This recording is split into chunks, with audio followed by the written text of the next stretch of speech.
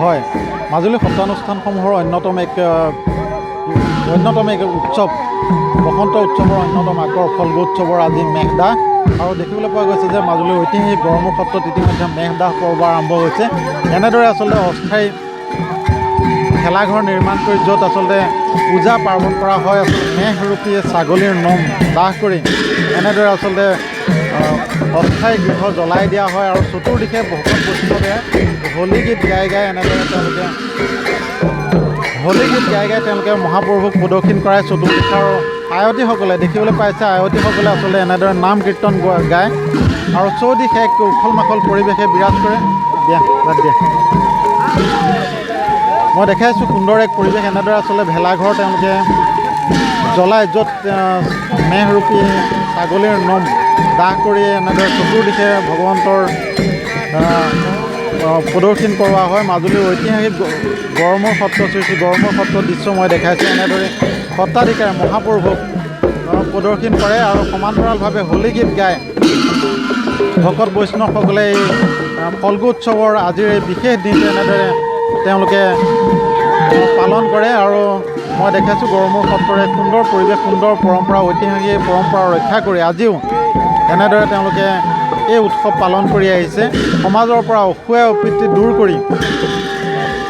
দূৰ হয়, তাৰ বাবে ভগৱন্তৰ ওচৰত এনেদৰে আচলতে কামনা কৰা হয়। আৰু আজিৰ পৰা আচলতে 4দিনীয়া কাৰ্যসূচীৰে মাজুলীৰ সত্ৰানুষ্ঠানসমূহত এই উৎসৱ আৰম্ভ হয়। আৰু দেখাইছোঁ আচলতে সত্ৰাধিকাৰে এনেদৰে ভগৱন্তৰ মহাপ্ৰভুৰ এনেদৰে প্ৰদৰ্শন কৰাৰ দৃশ্য। আৰু মাজুলীৰ ঐতিহাসিক গড়মূৰ সত্ৰত এনেদৰে আয়োজন হোৱা ফল্গু উৎসৱৰ আজি প্ৰথম দিনটো এনেদৰে তেওঁলোকে মেহদাহ পথাৰে আচলতে আৰম্ভ কৰে।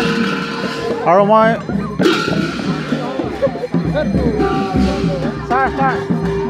এইফালে আহক দিয়া, আমাৰ তৰুণে ভালকৈ কৰি আছে। ইতিমধ্যে মেহদাহ প্ৰথা ইয়াতে ইতিমধ্যে সম্পন্ন হোৱা পৰিলক্ষিত হৈছে। ছাৰ, কি ক'ব এই পৰম্পৰা বা এই ঐতিহ্য সম্পৰ্কে? এই ঐতিহ্য সম্পৰ্কে আমাৰ এইটো অতীজৰ পৰাই কৈছোঁৱেই মই আগতে যে চাৰি সত্ৰসমূহৰ কিছুমান নিজৰ ব্যক্তিগত এটা উৎসৱ থাকে, ডাঙৰ উৎসৱ।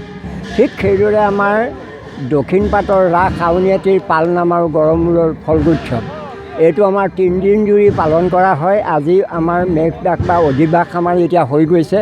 এতিয়া নামঘৰত অস্থায়ী মণ্ডপ পাতি ইয়াত এইটো মানে তাতেই পূজা চলিব। কালিলৈ মহাপূজা, পৰহিলৈ ৰাতিপুৱালৈকে পূজা চলিব। আৰু এই পূজাত ভক্তসকল আহি নামঘৰতেই সেৱা কৰিব। কোনোৱে ইচ্ছা কৰিলে মূল মন্দিৰতো যাব পাৰে, নগ'লেও এইকেইদিনৰ কাৰণে আমাৰ এইটোৱেই হ'ল মানে মূল উৎসৱ। গতিকে এইকেইদিনত ফল্গু উৎসৱৰ যি মহাপ্ৰভু আমাৰ বাহিৰত থাকে, এই মহাপ্ৰভু ৰাতিয়ে দিনে এতিয়া ৰাইজে হোলী গাই ইয়াতে ৰখি থাকিব। এইদৰে পৰম্পৰা কৰি আমাৰ এনেকৈ চলি যায়। এইটো অতীজৰ পৰা চলি আহিছে, আমাৰ মানে ককা আজু ককাৰ দিনৰ পৰা। তেতিয়াতকৈ অৱশ্যে এতিয়া উৎসৱটো কিছু ম্লান হৈছে। কেলৈ ম্লান হৈছে? ল'ৰা ছোৱালী পঢ়া শুনা বাহিৰে চাহিৰে য'তে ত'তে যায় আৰু বয়সস্থসকলৰো অলপ দেহা সেয়ে হৈছে। তথাপি এই পৰম্পৰাটো আমি মানে কোনো দিন এৰিব নোৱাৰিম আৰু ইয়াৰ যিটো এইটো অক্ষুণ্ণ সদায় থাকিবই লাগিব।